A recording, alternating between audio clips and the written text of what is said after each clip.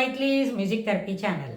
இன்றைய பதிவில் music therapy, அதாவது இசை எங்கனம் மருந்தாக பயன்படுத்துவது இயலும் அப்படின்ற தலைப்பில் சில செய்திகளை நம்ம பகிர்ந்துக்கலாம். தெரப்பி அப்படின்னு சொன்னால் அது என்னது? ஒரு இயன்முறை, அதாவது ஒரு குறிப்பிட்ட நேரத்துக்குள்ள இந்த அளவுக்கு சில முயற்சிகளை செய்யும் பொழுது அது என்ன பண்ணும்? நோய் நிவாரணியாவோ, நோயை கட்டுப்படுத்தக்கூடியதாகவோ, இல்லை வலி நிவாரணியாவோ, வலியை மறக்க செய்வதாகவோ அமையும். இது பொதுவான விதி. சாதாரண தெரப்பின்னு சொன்னால் அது ஃபிசியோதெரப்பி, அப்புறம் மேக்னெட்டிக் தெரப்பி, அப்புறம் மட்டு தெரப்பி, அது மாதிரி நிறைய அளவில் இருக்குது. சில பேர் என்ன சொல்லுவாங்க? லாஃப்டர் தெரப்பி அப்படின்னு கூட சொல்லுவாங்க. நிறைய விதத்தில் தெரப்பி இருக்குது. அதாவது எல்லாமே சிகிச்சை முறைக்கு மாற்றல்ல, சிகிச்சை முறைக்கு துணை போகிறது. அலோபதிக் மருந்து கொடுக்குறோம் அப்படின்னா, அலோபதிக் மருந்து கொடுக்கும்பொழுது ஆங்கில முறைப்படி ஒரு மனிதனை என்ன பண்ணோம்? டெஸ்ட் பண்ணி அவருக்கு என்னவெல்லாம் சுகவீனம் இருக்கான்னு தெரிஞ்சுக்கிறோம். சுகவீனம் இருந்ததுன்னா அந்த சுகவீனத்துலேருந்து எப்படி நேரம் ஆக்குறது? சுகவீனத்துலேருந்து ஒரு ஆரோ மார்க் போட்டால் towards it should take you to சுகம், சௌக்கியமாக இருக்கிறதுக்கு அது அழைச்சிட்டு போகும். இல்லை ஆங்கில முறைப்படி, அலோபதிக் இல்லை, ஆயுர்வேதிக் முறைப்படி, சித்தா முறைப்படி அப்படின்னு சொன்னால் கூட நம்மளுக்கு ஏதோ என்ன குறைபாடு இருக்கிறது.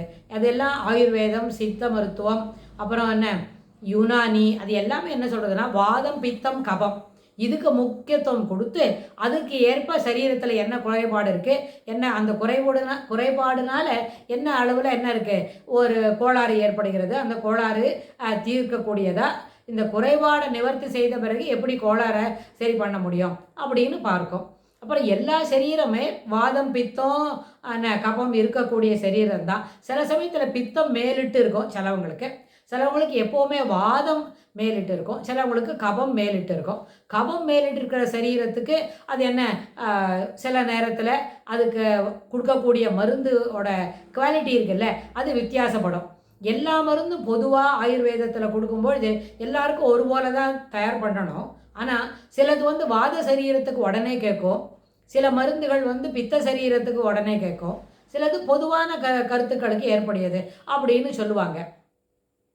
ஆனால் இது ஒரு ஆயுர்வேதிக் முறைப்படி என்ன இருக்கிற ஒரு மருத்துவர்கிட்ட நம்ம போய் கேட்டோமான நம்ம சரீரத்தை அந்த பல்ஸ் நாடியை பார்த்துட்டு இது வாதம் அதிகமாக இருக்குதா, இல்லைன்னா பித்தம் அதிகமாக போகக்கூடிய சரீரமா, இல்லை கபம் அதிகமாக இருக்கக்கூடிய சரீரமானு பார்த்துட்டு அதற்கு ஏற்ப அந்த மருந்துகளை அவங்க என்ன பண்ணுவாங்க, கொஞ்சம் மாடிஃபை பண்ணி சில நேரத்தில் கல்வத்தில் போட்டு இமீடியட்டாக சிலதெல்லாம் அரைச்சி அந்த மருந்தோடு கலந்து அது ஒரு கஷாயம், இல்லாட்டி போனால் ஒரு லேகியம், அதுபோல் தயார் பண்ணி கொடுப்பாங்க.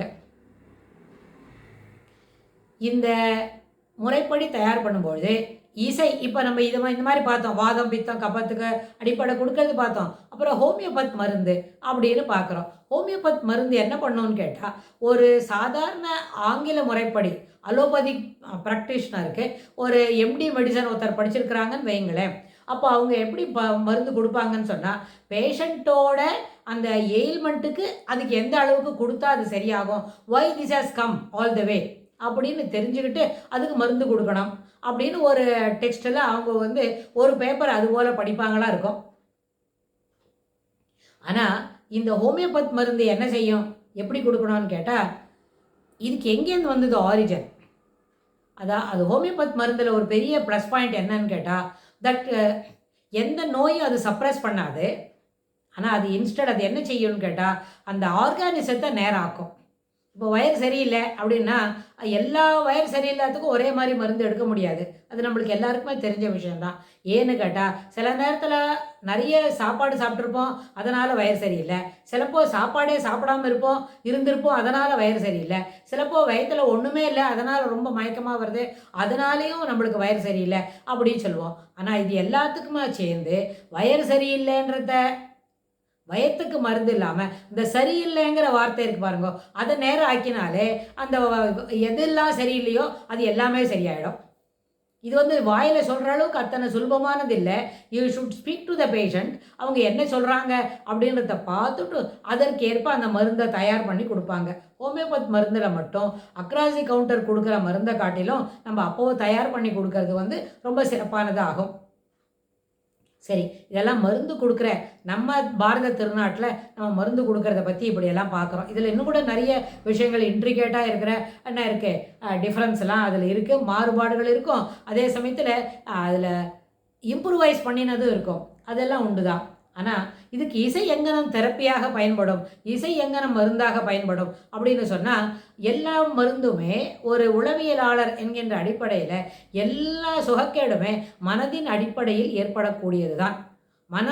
மனத்தில் வரக்கூடிய விகாரங்கள்னு சொன்னால் சேஞ்சஸ், மாறுபாடுகள் என்ன, ஒரு சில விஷயங்களை நம்ம சரியாக புரிஞ்சுக்கிறதே இல்லை. கடைசி வரைக்கும் அந்த என்ன ஆகுது, அந்த மாறுபாடு நம்மளுக்கு அதை ஏற்றுக்கொள்ளவே முடியவில்லை. மாறுபாடுகள் மாற்றம் என்பது மாற்ற இயலாதது. அது சாதாரண விஷயந்தான். அது சின்ன விஷயந்தான். அதை நம்ம எளிமையாக சொல்கிறோம். ஆனால் இதை புரிஞ்சுக்கிறதே ரொம்ப மனம் நிறைய பேருக்கு இல்லை. நிறைய பேரால் இந்த கான்செப்டே அவங்க வீட்டுக்குள்ளே வரக்கூடாதுன்னு நினைப்பாங்க. ஏன்னா மாற்றம் they are not ready to. அப்போ என்னாச்சு, அது ஒரு ஆர்டிஸ்டிக் பிஹேவியர் இல்லை. நிச்சயமாக மாற்றம் என்பது மாற்ற இயலாதது. எல்லாமே சேஞ்ச் இஸ் இன்னெவிட்டபிள், தவிர்க்க இயலாதது. அப்போ என்ன செய்யணும், எல்லா மருந்து சாப்பிட்டாலும் அது எல்லாத்துக்கும் ஒரு சைடு எஃபெக்ட்ஸ் இருக்கும். சில நேரத்தில் இப்போ ஒரு அலோபதிக் மருந்து சாப்பிட்றோம் அப்படின்னா கொடுக்கும்பொழுதே சொல்லுவாங்க, இதற்கு சிலதெல்லாம் இருக்கும், அதனால் நீங்கள் வயிறை அதை சரி பண்ணாதோன்னு கூடவே அந்த வயத்தை நேரம் பண்ணுறதுக்கு, ஸ்டொமக் ஜூஸஸை நார்மலைஸ் பண்ணுறதுக்கு ஒரு மருந்தும் சேர்த்து எழுதுகிறேன் அப்படின்னு அந்த மருந்து டாக்டர் சொல்லுவாராக இருக்கும். ஆனால் அதுபோல் கான்செப்டில் பார்க்கும்பொழுது இசை ஒரு மருந்தாக பயன்படும் அப்படின்னு சொன்னால் ஒரு நாள் அது என்ன செய்யாது, எந்த சைடு எஃபெக்ட்ஸும் கொடுக்காது. If at all we are not interested, we can simply சுவிட்ச் இட் ஆஃப். அந்த சிஸ்டத்துலேருந்து எங்கே இசை வருதோ அந்த இசையே நிறுத்திவிடா, நம்மளுக்கு அது எந்த விதமான என்ன பக்க விளைவுகளும் ஏற்படுத்தாது. முதல் ஃபஸ்ட் பெனிஃபிட். ரெண்டாவது அதில் என்ன சொல்லணும்னு கேட்டால், இட் டசன்ட் ஹேவ் என்ன பண்ணாது, சைடு எஃபெக்ட்ஸ் கிடையாதுன்றது இல்லாமல் it is a direct experience before being transformed into thought and feelings. இப்போ மருந்தெல்லாம் என்ன சொல்கிறோம், ஒரு ஆயுர்வேதிக் மருந்தாலும் ஒரு ஹோமியோபத் மருந்தாலும் அது என்ன செய்யணும், அதை சாப்பிட்ணும். அதுக்கப்புறம் இல்லைன்னா அது இன்ட்ராமஸ்குலர் இன்ஜெக்ஷன் போட்டுக்கணும், இல்லை ஐவி இன்ட்ராவெயினில் இன்ஜெக்ஷன் போட்டுக்கணும். இல்லை போனால் ஆயுர்வேதிக் மருந்தானா என்ன பண்ணணும், கஷாயம் என்ன சொன்னால் ஒரு வார்ம் வாட்டரில் கலக்கி குடிக்கணும். இல்லை மருந்துன்னு சொன்னால் அது அப்படியே வாய்க்குள்ளே போட்டு லேகியமாக இருந்தால் போட்டு முழுங்கணும். இல்லை தெரியுமா, நெய்யின்னு சொல்லுவாங்க. நெய்யின்னு சொன்னால் நன்றாக சுண்ட காய்ச்சின ஒரு பேஸ்ட் போல் இருக்கணும்னு சொன்னால் அந்த பேஸ்ட்டை சாப்பிட்டுக்கணும்.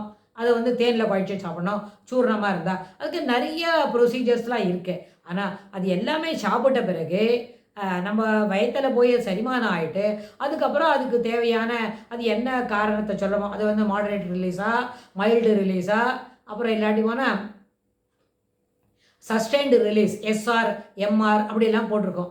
ஆனால் இசை என்ன சொல்லும்போது it is a direct experience, it is being transformed into thought and feelings அப்படின்னு ஏன் சொல்கிறோன்னா, த மூமெண்ட் த சவுண்டு தானே அது. த சவுண்ட் என்ன பண்ணோம், that is a refined sound, but you have to reproduce it இந்த சேம் ஸ்ட்ரென்த்து. அப்போ என்ன செய்யும், அது என்ன காதை ஏற்றமை தாண்டின உடனே it is being transformed into electrical இம்பல்சஸாக மாறிட்டு அது எந்த ஏரியாவில் நம்ம பாட்டு கேட்க முடியும், பரைட்டல் லோப் வழியாக தான் கேட்க முடியும். ஏன்னா காது எப்படி கேட்குறதோ அதுக்கு தகுந்த மாதிரி தானா அது இம்மீடியட்டாக நம்மளுக்கு என்ன பண்ணும், மனதில் ஒரு அமைதியை ஏற்படுத்தும். ஒரு 10 அல்லது 15 நிமிஷம், அட் த மோஸ்ட் 18வது நிமிஷத்துலேருந்தே நம்ம என்ன செய்யலாம், அதில் இருக்கிற சேஞ்சஸை நம்மளால் உணர்ந்துக்க முடியும். அது உணர்ந்ததுக்கு எல்லாருக்குமே அதுக்கு கிளாரிஃபை பண்ண முடியுமா, தெரியாது. ஒரு 3-4 டேஸ் தொடர்ந்து கேட்டால் தான், ஒரு 4-5 டோஸ் மருந்து எடுத்துட்ட பிறகு தான் அதுக்கு என்ன பெனிஃபிட்ஸ் கிடைக்கிறது நம்மளுக்கு எப்படி தெரியுமோ, அதுபோல் 3-4 செட் ஆஃப் லிசனிங் 3-4 முறை ஒரு நாளில் கேட்குறதுக்கு அந்த மருத்துவர் எழுதி கொடுப்பாரு. எப்படி கேட்கணும், என்ன சமாச்சாரம்னு சொல்லி அந்த ப்ரிஸ்கிரிப்ஷன் நோட்டு ஒரு மருந்துக்கு எப்படி எழுதி தரமோ அதுபோல் மியூசிக்கு தெரப்பிக்கும் என்ன பண்ணுவாங்க, ஒரு ப்ரிஸ்கிரிப்ஷன் எழுதி கொடுப்பாங்க. பட் இட் இஸ் என்ன தெரியும், பாசிவ் லிசனிங் அப்படின்னு சொல்லி அந்த பேட்டர்ன் ஆஃப் மியூசிக் கொடுத்து, அதுவும் therapeutic medium. Music as a therapeutic medium, here it works as a medicine. Never music என்ன மியூசிக் மெடிசன் இருக்கிறோம். In this context here it is not, we are not using it as a entertainment ஃபோரத்தில் அதை நம்ம பார்க்கலை. மருந்து என்கின்ற கான்டெக்ட்டில் அதை நம்ம அந்த கணிப்புக்குள்ளே அதை பார்க்கறதுனால அது என்ன பண்ணோம், சரியான அளவுக்கு அதை தொடர்ந்து கேட்டுருக்கும் போது இட் டஸ் தி டிஃபரன்ஸ். அது தேவையான மாறுதல்களை நம்மிடையே ஏற்படுத்தி தரும். இது என்னெல்லாம் ஏற்படுத்தி தரும், how to make it perfect. அதனால் இசை ஒரு தெரப்பி அப்படின்னு சொல்கிறோமே, அந்த இசை தெரப்பி நம்மளுக்கு என்னெல்லாம் பயனை விளைவிக்கும், அதனால் அடையக்கூடிய பயன்கள் என்ன அப்படின்றத வரப்போகிற பகுதியில் பார்க்கலாம். தேங்க்ஸ் ஃபார் வாட்சிங்.